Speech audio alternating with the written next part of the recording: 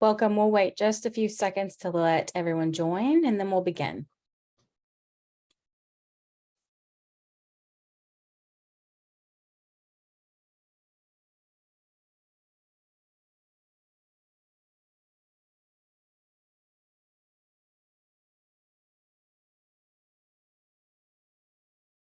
Okay. Welcome to the Healthcare Lounge. Our topic today is Confessions of a BUCAH Defector with special guest Terry Shook, and I will now turn it over to Nelson. Thanks, Kendall. Hello, everyone. Welcome to the Healthcare Lounge. We have a terrific conversation lined up for you. I want to encourage you as you're listening and you have questions, don't just try to remember them. Go ahead and click on the Q&A button and submit your question when you think of it so that it doesn't get away from you. And so when we get to the Q&A part of this, which I promise you we will do, we'll have your question. You won't have forgotten it, and we'll be sure to answer as many as we can. So our guest today is a BUCAH defector.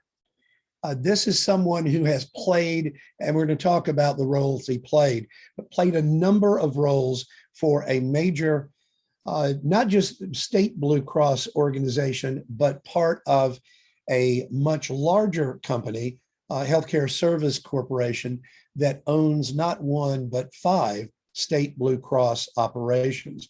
So what our guest today brings is on the ground, in the trenches, behind the curtain experience and knowledge that you could only get from being inside the belly of the beast. And so it's my pleasure to introduce Terry Shook. And the great thing about Terry is that he is now one of us. Not only has he defected from a major BUCAH player, but he has decided to do penance, that he needed to do penance for all of the trouble he's caused, all the pain he created by joining NextGen and becoming an advisor and working to, in his markets, counteract the damage he did in the past. So I'm going to get rid of that, bring Terry full screen. Terry, as a former executive with Blue Cross Blue Shield of Illinois and Healthcare Service Corporation, welcome. Thank you. To the Healthcare Lounge. Great to have you. Some of you in the room today may have been at Ascend. I'm guessing a number of you were at Ascend, and you heard the session. You got to experience the session with Terry and Wendell Potter. Wendell Potter being the most high profile and highest ranking defector from the BUCAHs when he left Cigna as their vice president for corporate communications.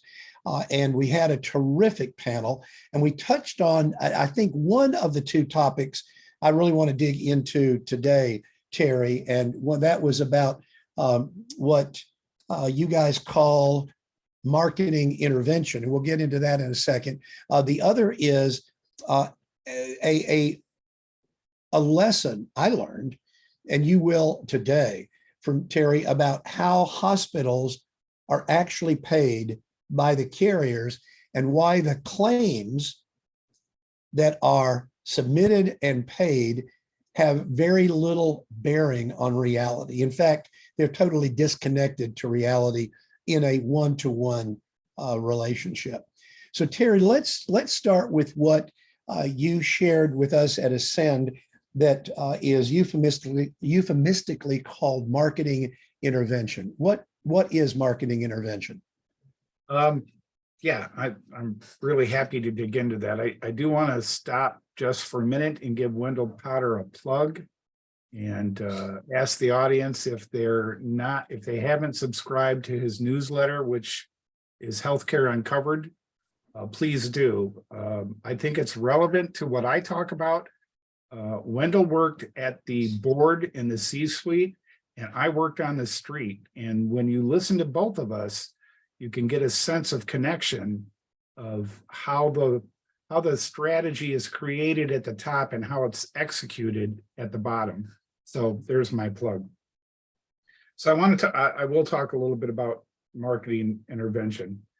The base concept of that we operated on was a couple of terms you need to understand. Underwriting requested versus marketing sold. So the regional directors of the carrier had authority to increase or decrease renewals and new business within limits from the underwriting requested quotes. But the purpose of that was really not about recognizing an individual risk, more to do with managing the marketplace. So a little bit of background at that time, my role, I was in charge of the northern half of Illinois, outside of the Chicago metro area. I was where the buck stopped on all sales, marketing, and account issues. And there was a policy where I could intervene on a renewal or a quote, a new business quote, to a degree based on how I perceived either the chance of saving the account or getting the new piece of business, maybe even in some cases, using it as a lever to maybe convince a bad group to go shop. But the intervention, we usually had 5 or 6 things we thought about when I was going to make a decision about what the ultimate and final rate to anyone was going to be. Certainly it had to do with competitive quotes from other carriers. We all know the kabuki dance. So as you know, brokers will shop the market and then in most occasions use that to influence the renewing carrier to reduce rates if they can find competitive quotes. There was a lot of broker influence due to their size of their book of business. So while my official position to any broker or any employer that I dealt with was, while we treated all brokers equally, because in my state, if you didn't have a Blue Cross quote, you didn't get in the door. So every broker needed to get that. And we did give every broker a Blue Cross quote. We didn't always internally treat them the same. So I could have been influenced on the final rate based on the personal relationship of that broker with my leadership. And some of the brokers definitely had great relations with my bosses and his bosses. So that played a part in it. As I'm thinking back, quite often those brokers who had that type of influence also, they were able to have some impact on their commission on any given case. The larger cases, we would quote commission based on what the broker requested. So that could certainly play a part into it. And again, we all know the kabuki dance. The broker would come to me after I sent him a renewal of 10% and ask me to bump it up to 15% and send it back to him. And then he would take it out to his customer, go through the renewal. As the customer showed some displeasure, and at 15%, why wouldn't you? He would say, look, I'll shop the market. I'll even take it back to Blue Cross. I have some influence with them. I'll do what I can to get you a lower rate. Sometimes they'd leave the customer's office. They would shop it. Sometimes they wouldn't. Sometimes they would just call me and say, okay, let's reduce it down to the 10%. And then I took some action that most of my colleagues didn't, I would then take the position to that broker saying, I'll take it back down to 10%, but you got to give up a half a point in commission in order to do that. Obviously didn't make the broker very happy, but what was he going to do? Go back and tell his customer that he could get it back to what the original truly was? And could the customer ever find that out? Well, I don't know, but I could certainly use that as some leverage. So that's, that's kind of the story of marketing intervention. There were many levers, many pieces to that puzzle that I had some discretion with, and I took that. And early on in my career, when that system was first developing, there was some bonus at my level and above for profitability within your book of business. Wasn't much. Always the majority of incentives in the blues are based on membership count or employee count, and not profitability. But I had a little bit of profitability in the beginning that I always made sure that I maxed that bonus out because I had discretion to do that. So, the real point of that is that employers, through that process, received rate increases or decreases, by the way, too. There were plenty of decreases that were not warranted based on the underwriting risk. So maybe in plain English, some brokers or some clients won, others lost. Nothing to do with the risk. So Terry, the original underwriting number that you got for a group, which was what underwriting said here, use this and Blue Cross will be covered, we'll make some money, and we'll cover our risk. That already included Blue Cross's profit margin, correct? Yes, set by actuarial. Okay. So what you were doing with market intervention wasn't just playing favorites and scratching backs and keeping business that you needed to keep.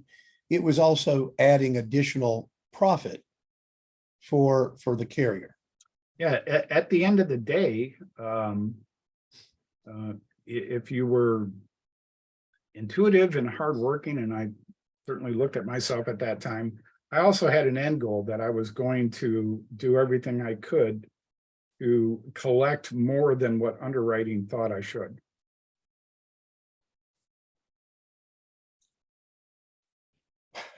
What was your motivation for that? What was driving you? Well, in the beginning, it was because there was a small incentive towards it. So, the answer is money. What's the question? Absolutely correct. All right. The other thing I wanted to point out was and emphasize zero-sum game. So when one broker comes and plays his cards, it's a group we've got to keep, or it's a friend of the CEOs at Blue Cross Illinois, and that premium comes down several points. How do you pick who gets the hit, takes that reduction on as an additional increase? Yeah, so the process of me, and I'm confessing this, the process for me wasn't that strategic or that scientific. I took them as they came. So if I had to give up something on a case to save, I paid attention to the next couple of renewals coming down, and then I made an assessment of whether I could increase them enough to offset what I've already done, what I've already given away. I guess the big takeaway for me is there wasn't a whole lot of fairness in this process at all for the broker or the employer. Okay, it's hard for me to defend the broker in this case because they were absolutely complicit. Again,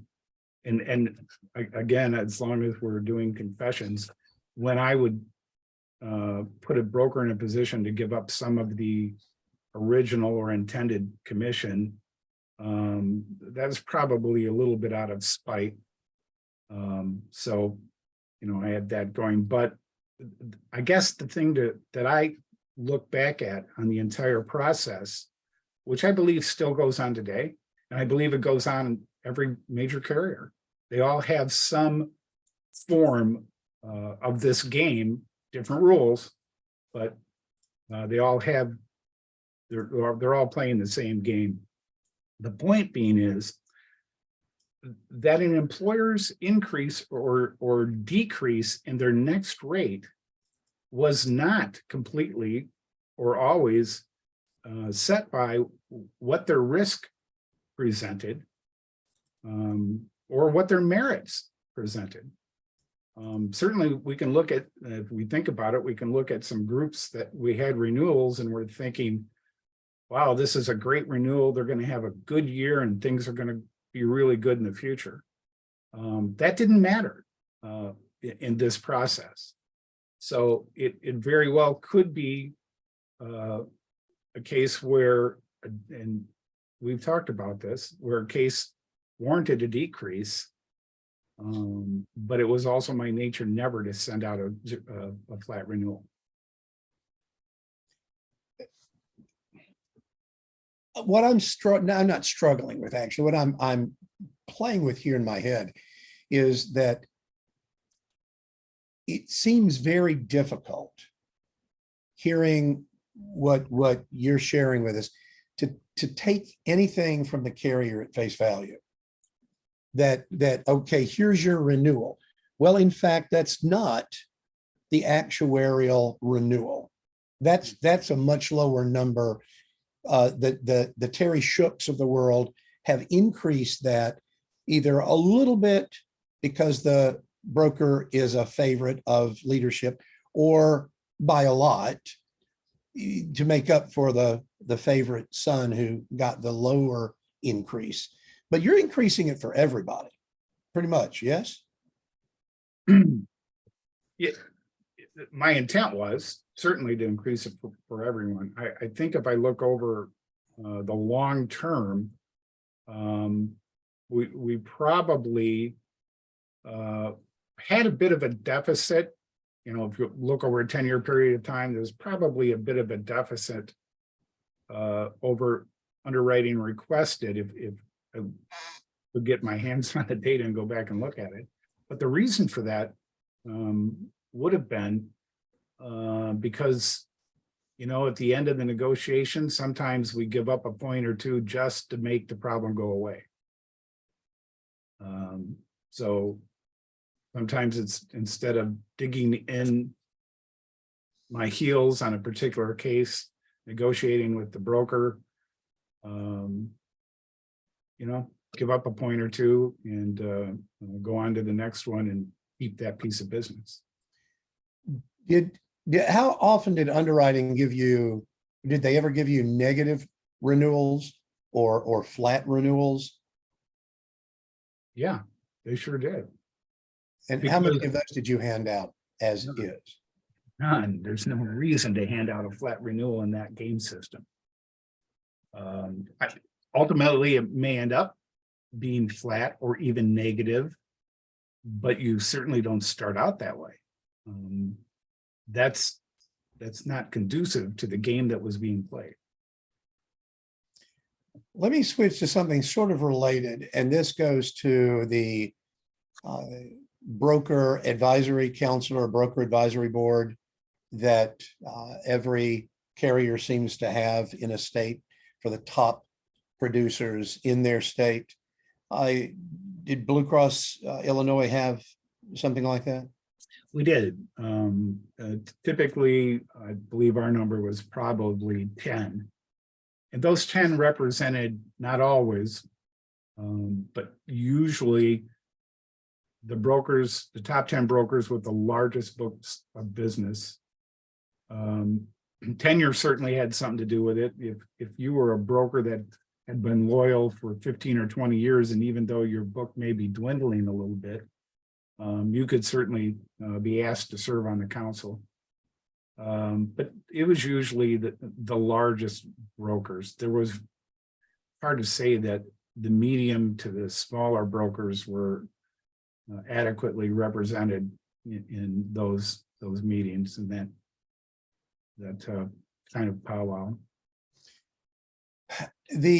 I've had it from extremely good authority, the former president of another state, Blue Cross, that their organization and all of the others in that state paid the brokers to be on that advisory council. You didn't do that in Illinois, but you did take care of them in other ways. Sure. We met quarterly. Typically, I would say maybe just for appearances, usually in the state of Illinois.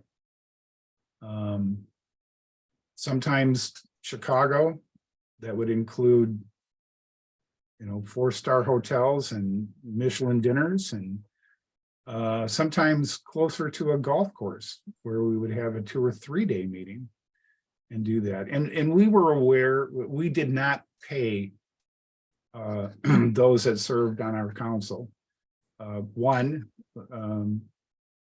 they are a not-for-profit member owned, what we understand to be not for tax. And the potential appearance of that, I think, probably bothered them. But I will tell you, I know my competitor carriers were paying some of those very same brokers to be on their councils. While they were on your advisory council as well. Yeah, sure. Okay. It was what influenced the Blue Cross to put them on that in the first place was, I'm assuming, largely volume. Volume and retention. And keep in mind that they typically had the largest portions of our state block of business.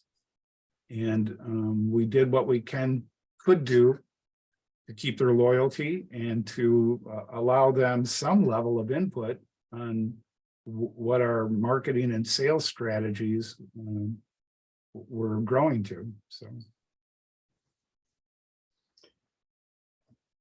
All right, let me throw out a couple of questions before we get to this next topic, because it's a radical shift. How much did agency volume and persistency of the block of business impact your decisions? Because we were talking, that obviously has a lot to do with being on the advisory council. Yes. But your decisions when you were choosing winners, losers, and rates. My decisions were influenced based on the same decisions of who served on the council, which I didn't have any input. I could nominate a broker that I was geographically responsible for, but ultimately to serve on the producer advisory council, I didn't get a vote. But I certainly paid attention to those who were on that council. I regularly attended the council, so I was socializing and building relationships with them as well. Obviously, that's going to influence how I managed the marketing intervention strategy. So I guess the short answer is that certainly it impacted what decisions I would make. The question, bottom line, you really didn't end up flat. You always made money, right? Whether it was a small, medium, or large company. That was my personal goal. So did I always make money? No, I didn't always succeed at it, but I tried. Was there incentive comp paid direct to the agency for network access fees on larger self-funded plans? No. There was comp typically paid on stop loss there was, comp just about everywhere else you could think of, but it wasn't normal to add some sort of fee for the PPO access.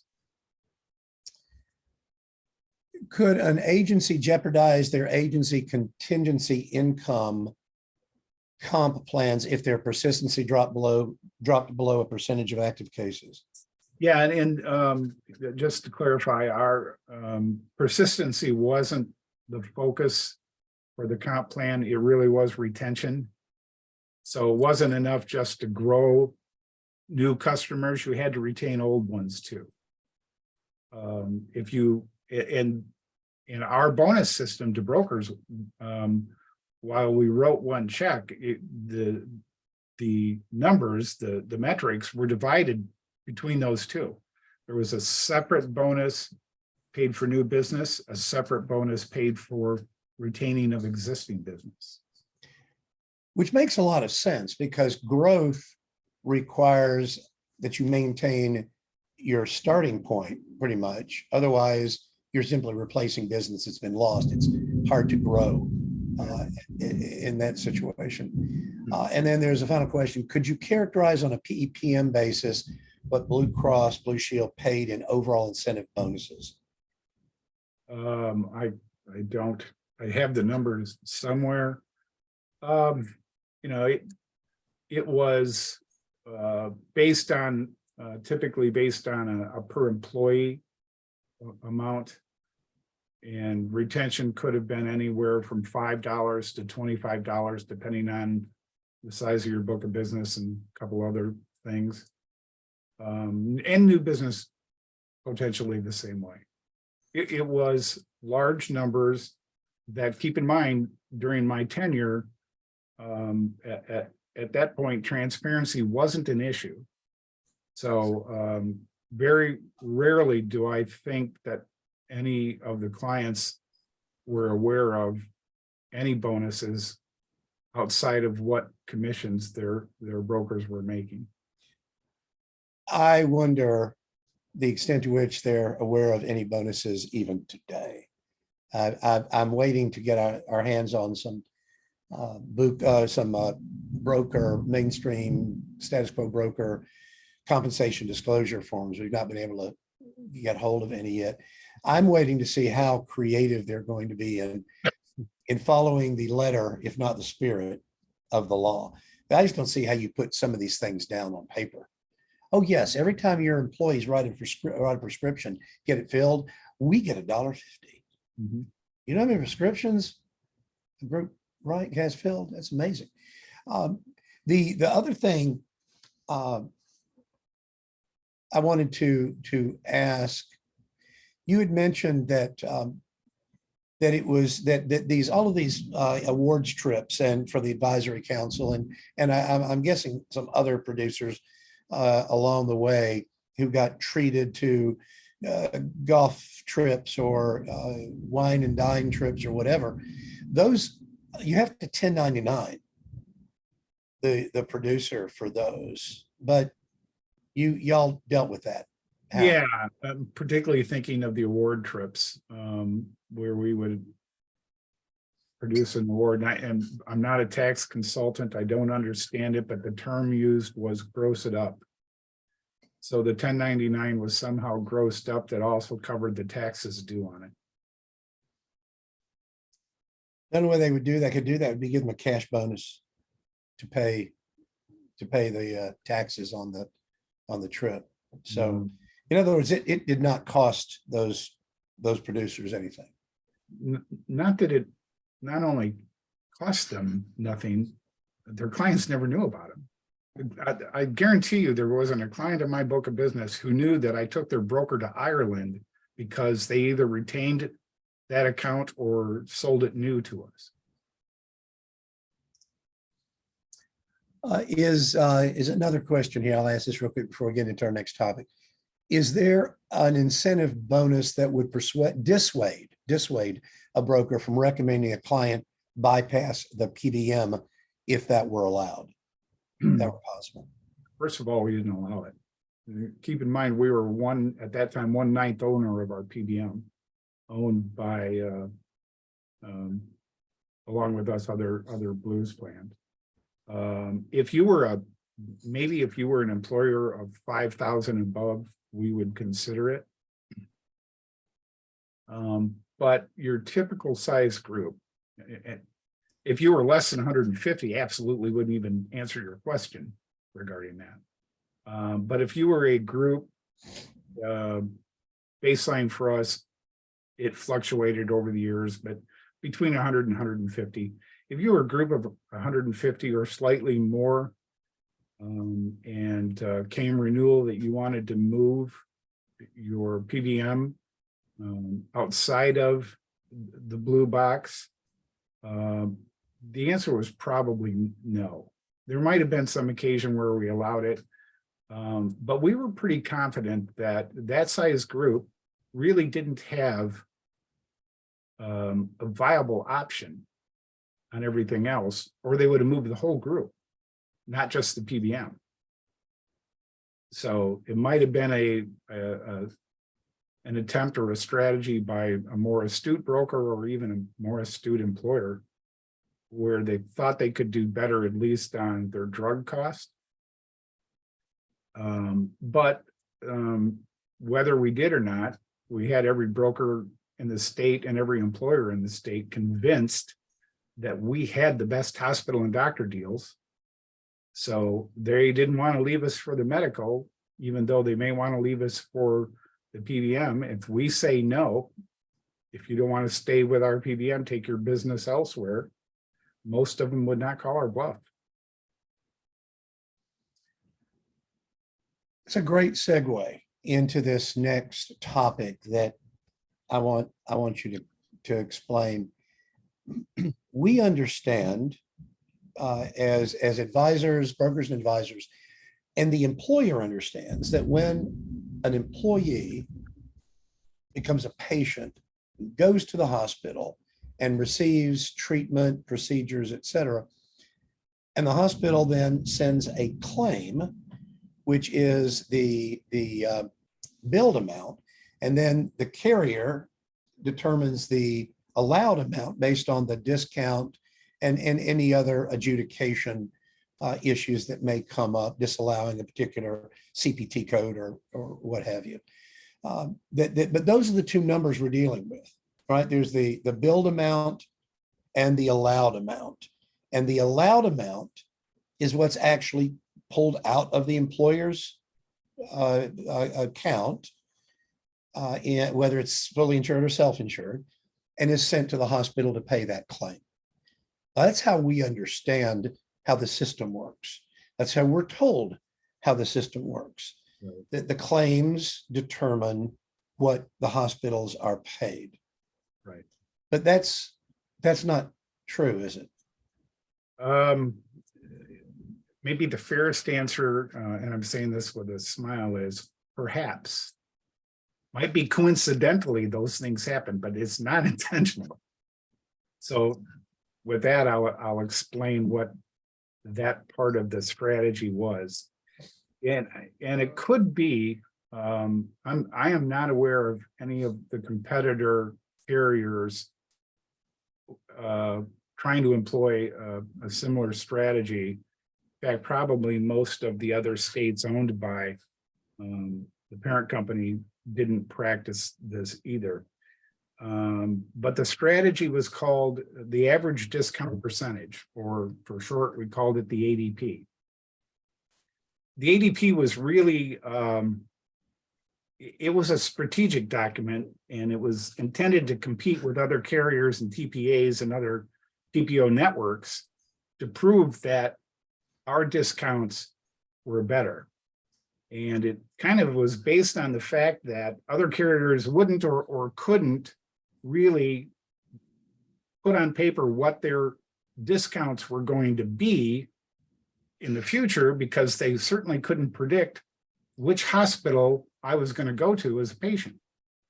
So that made it pretty hard for them to compete with us, because we took this tool called the ADP table, and we would take it to a broker and or an employer, and we would show them this table that says, because of the geography you're in central Illinois, and our central Illinois is region 3, and any hospital in region 3, we are getting an average discount percentage of 61.8% for an inpatient stay. And if you go to any of those hospitals, that's what we promise you will get. The difference between the billed and the allowed will be that 61.8%. So how did they come up with this? It's all actuarial magic. Basically, they took it by using claims processed and incurred in the preceding 12 months, and then trended them to the current quarter. The ADP table was updated every quarter. And it illustrated the discount off bill charges, even though the majority of contracts that I was aware of with hospitals were not on a discount of billed charges. They were typically based on a per diem basis or even a cost plus basis, if you understand the contracting lingo. Per diem basically is not the entire contract, but at least the basis of the contract is based on a negotiated rate of how much the carrier would pay for every day someone was in the hospital. And of course, there's outliers attached to it for ICUs and catastrophic things like that. And the cost plus is just as simple. The cost plus is our actuaries would audit the hospital to do our best at determining what their true cost of care was. And I thought they always did a better job than CMS, but they would negotiate from that amount, and then basically they're negotiating the margin for the hospital. But in either case, I'm not saying that they didn't have any contracts that were not based on a percentage of discount off bill charges, but the majority of them, particularly those that actually had a PPO contract, that's not how they were contracted. So then we run into this issue of, well, what is really getting paid to the hospital on the employer's behalf? And what I will tell you is that I never saw an EOB that didn't exactly match the ADP table, regardless of what the underlying agreement between the carrier and the hospital was, of which, I wasn't privy to all of it. But I just, maybe it was always a coincidence. But the fact is, that's what we illustrated. And of course, then, the problem with that is, where's the transparency of what was actually paid to the provider on the employer's part? The fact is, I couldn't tell if the employer got a deal or didn't. Maybe the employer paid more, or maybe he paid less. All I know was the EOB matched the average discount percentage table. So again, what you've got going on here is a claims process, a claims payment process that is very unlikely to reflect the reality of what is actually being paid to the hospital. Maybe the employer's allowed amount, which is what is taken out of his account, which raises another question. Where did that money go if it's not all going to the hospital? But if the hospital is being paid on either a cost plus, which, by the way, how come the hospitals hate cost plus from Next Gen Advisors, that's all reference-based pricing is, but don't mind cost plus from the carrier. Of course, they are the carrier. I understand that, but the process is the same.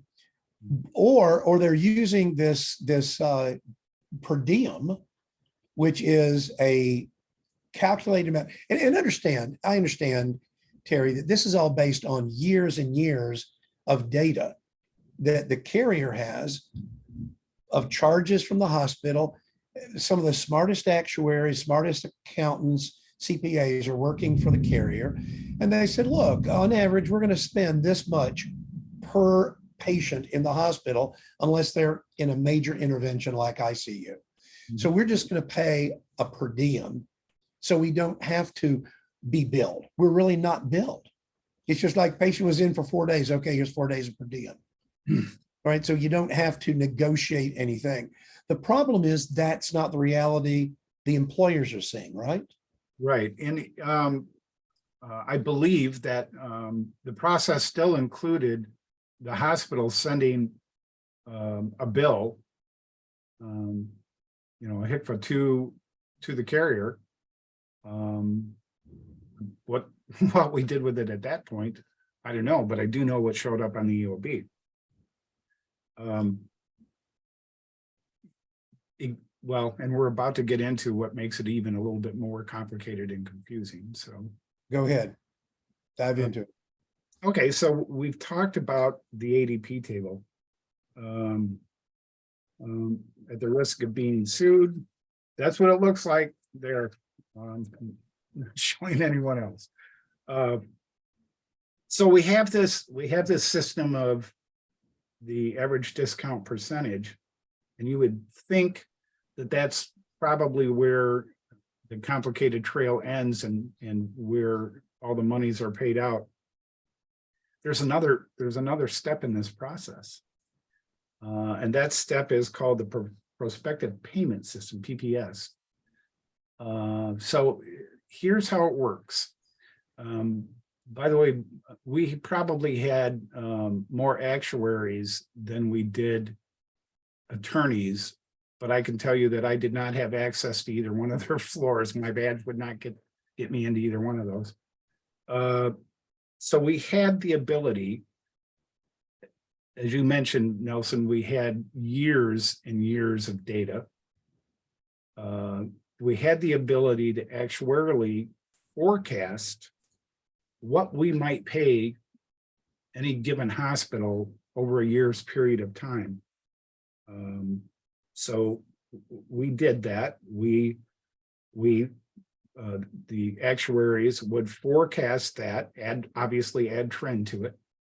And, by the way, not trend, not inflation for the inflated cost of care. Trend, that's not trend. Real trend is what the 2-year increase agreement is in the PPO contract between the carrier and the hospital, so that they don't have to come back to the bargaining table every year. If you didn't understand trend, give me a call sometime. I'll talk to you about that. Anyway, we would add the trend. We'd come up with a number. We would tell the hospital that we're going to take that number and divide it by 26, and every other Friday, we're going to send you that amount of money, regardless if there was a claim or not, because we know at the end of the year, that's what we are forecasting that we will spend with you. I never knew of a hospital that turned that down. By the way, we had numerous kinds of contracts. There were some holdout hospitals that would not sign our PPO contract.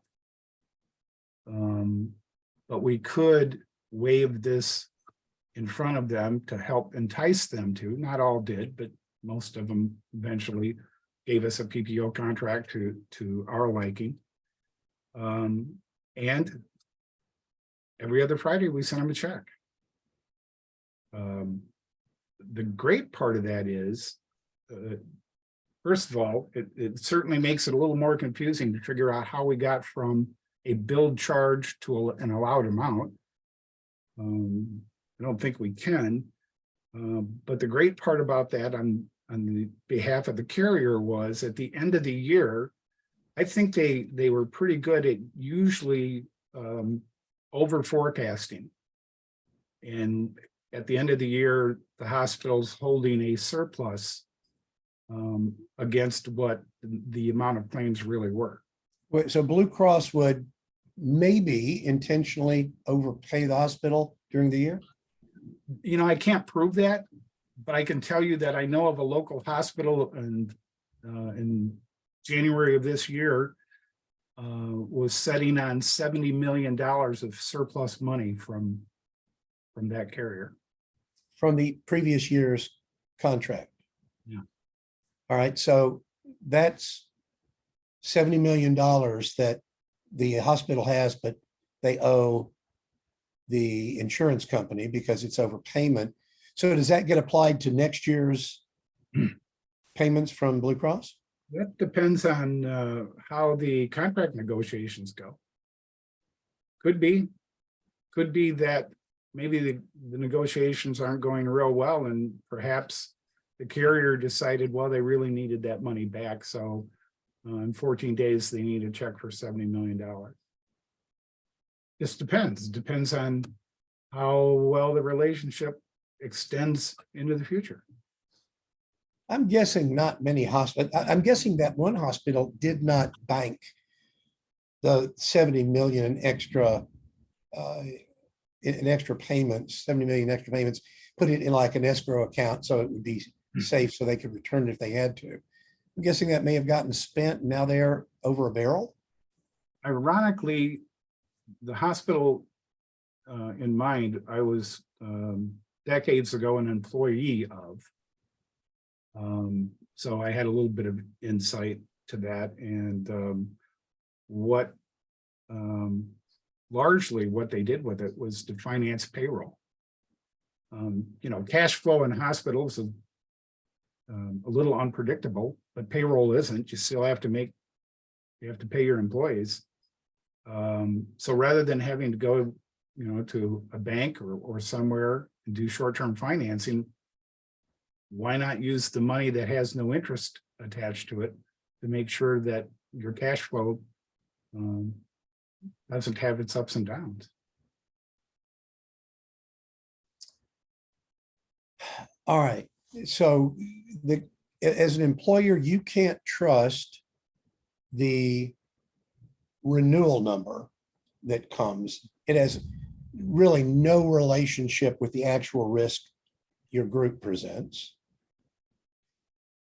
You can't trust the billed, or at least in Blue Cross Illinois, you couldn't trust the billed amount or the allowed amount of the claim, because it really had no bearing whatsoever on how the hospital was getting paid and what the hospital was getting paid. Yes? Yeah, and somehow miraculously, in the end of all that complexity, supposedly things wash out in the end. So here is it's really not a question. It is a question, but it's really more of a comment from an advisor. Dory, thank you for this. Essentially, by me doing what is best for the client really isn't best for the client, because volume is the name of the game for the company. I assume she means the BUCAH. Client ends up paying more and I end up getting paid less by not being loyal. Yeah. So goes along with the comment I had with you earlier in conversation. I think this is important to remember, and it's a rip off from the Fisher investment commercials. I think the most important thing that I hold on to today about carriers, and I think this really falls true for whether you're self-funded with them or fully insured, because you are treated the same. You may not be told that, it may not look like that, but internally, I promise you're treated the same. And so the point is, for carriers, they get paid more when the customer does worse. And typically, so does a broker get paid less when the company does worse. You mean the broker gets paid more when the company does worse? In one of the things I've seen change, and maybe, I don't know if transparency has anything to do with it. A lot of it has to do with the fact that brokers went on this trend of setting instead of a percentage of premium on the smaller accounts, a per head payment.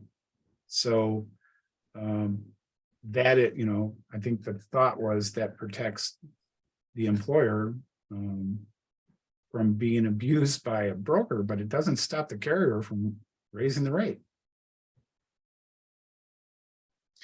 Yeah, my thought on the per member per month fee for the broker, yes, it does remove the automatic escalation increase when the premium goes up. If you've got a percentage of premium as your commission, you get a raise. It does eliminate that, but it does nothing to incentivize the broker to do any additional work on behalf of the client. The client can do very well that year, can do very poorly that year. You're still going to get your fee. And it's not affected, which is why the next gen model of actually putting compensation at risk, putting a third, a half, or even 100%. We have an advisor out of Chicago who puts 100% of his compensation at risk to guarantee bottom line savings results, is so powerful because you're aligning interests here. I've got and I want to thank my friend Dan for some great questions and comments. And he wanted to say, Terry, thank you for your transparency today. I know we all appreciate it. He also says, now that all claims data and provider data is becoming, I guess the emphasis is on the word becoming, it's a work in process, becoming transparent, and cost and quality metrics will be available to consumers in real time in an Amazon-like shopping environment. Where does that put the Blue Crosses of the world and the value of their networks in the future? That's an excellent question. And Dan, thanks for the questions. Hope to see you in October, I think. Where does it put them? First of all, these are not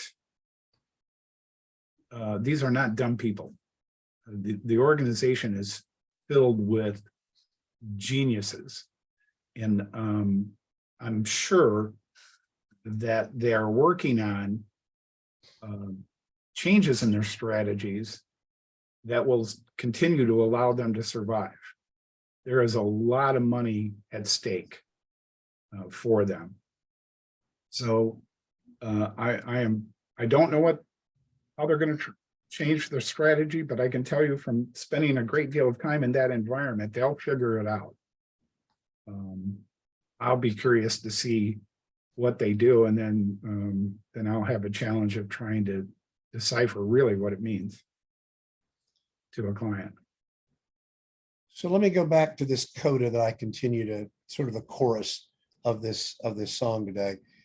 You can't trust the carrier on the rates, on the renewal rates. They have nothing to do with risk, actual risk of the group. From an underwriting perspective, you can't trust the billed and allowed charges to have anything to do with reality based on what the hospital is actually getting paid by the carrier. And third, you can't trust the broker to be working in your best interest because all of the incentives come from the carrier, and the carrier's incentives and interests are not aligned with the employer's. Is there anything, can you quibble with anything I just said? No, and it made me think of, based on everything you said, the question pops up, why do brokers and clients continue to do business with them? Now, given the fact that they don't know the secrets that I'm talking about today, I don't expect them to do that. But they also know that every year, almost every year, it gets worse and worse and worse. They pay more, they get less benefit, typically. Why do they stay? Why don't, and I guess that's what Next Gen is about, is why don't they abandon hope in the safety that they haven't received in 30 years just because of a brand? Why don't they go out and look, try to find someone who can help them find a better way of doing things?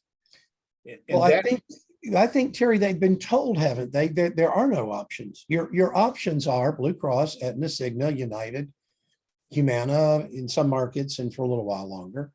That's it. We're going to change. We're going to change carriers and get you better rate. Right. And so, but they're the same. They're the same things, just a different flavor of the same thing, and it's going to get you the same results. At least over the long term. Maybe a carrier's buying market share and you will get a reduction this year, but they're going to jack the rates in a year or two and get back to where they should be, and you're going to pay the price. That's it. So it really does, Terry, you're right. It comes down to awareness that there is an option, and that's your role. That's the role of all of the advisors who are listening who are next gen. And it's my job to help get the word out to employers so they actually go, isn't there an option? I keep hearing about these options. Can you help me with that? Yeah. And it behooves me to tell the audience, and I know quite a few are next gen, but if you don't know about next gen yet, and you haven't really looked into it, you really need to do that. You need to get on LinkedIn or the internet and find out about the Next Gen Mastery Track, which is a combination of the Next Gen Boot Camp and the Implementation Roundtable, of which I am proud to be participating in both of those. And I'll give you a little pitch here, and because it means so much to me. I came out of the carrier world, and it certainly includes brokers, where what I really did was a transaction, not a strategy. Basically, I was a middleman merchant, sometimes called a used car salesman. But you've got to escape that if you're going to get away from the games that the carriers play, and you have to learn how. And that's exactly what I did. Took me a while to step away from the carrier world and reflect and understand how I operated, how it impacted employers, and then try to find what I could do to change that. And I found Next Gen, and Nelson will talk to you about it, but what they bring you is a three-pronged effect. You get a tool set, you get a mindset, and you get a skill set. You get the tools to replace the carriers. You can get those in a lot of places. That may not be the strong suit for Next Gen, but understanding the mindset change and then acquiring the skills to talk to the C-suite have been, for me, absolutely invaluable. And Nelson, you owe me nothing for that unpaid commercial. But well, thank you. It means a lot to me. It means a lot, Terry, and I appreciate the confidence you've shown in us. All right, we got less than a minute left. I just want to. There's one thing. Dan has one more comment. He says they stay for the brand. In Kansas City, Blue Cross is the primary corporate sponsor of the Kansas City Royals, and George Brett, the legendary George Brett, is their spokesman. So we talked about this at the Healthcare Innovation Congress in DC last week, that we're dealing with 30, 40 years of brand equity with Blue Cross, Aetna, Cigna, United Healthcare, and that's strong. So this is the kind of information. I do want to emphasize one thing as we're leaving, and this is what you said to me, Terry, is despite all this, your goal is not to demonize the carriers. Right. They're not bad people. They're following bad incentives, right, but rather talk about what they do and how it's not beneficial to the employer. That, I think, is the real secret here. Right. Terry, I can't tell you how much I appreciate you, and frankly, how much I admire you for being willing to talk about something that I'm sure there are some people who aren't happy with you right now for what you've just laid out for us, but it's invaluable. So thank you again. And I want to thank everybody for joining us here in the Healthcare Lounge. We'll be back next month. Join us then. I believe Well, I'm not sure what we've got. So Kendall, who do we have next month here in the Healthcare Lounge? Deb. Oh, we have Deb Alt of Alt International Medical Management, the authority on the next gen benefits health plan ecosystem. Do not miss that if you want to learn what makes next gen plans tick and how to put them together safely. We'll see everybody soon. Godspeed. Take care.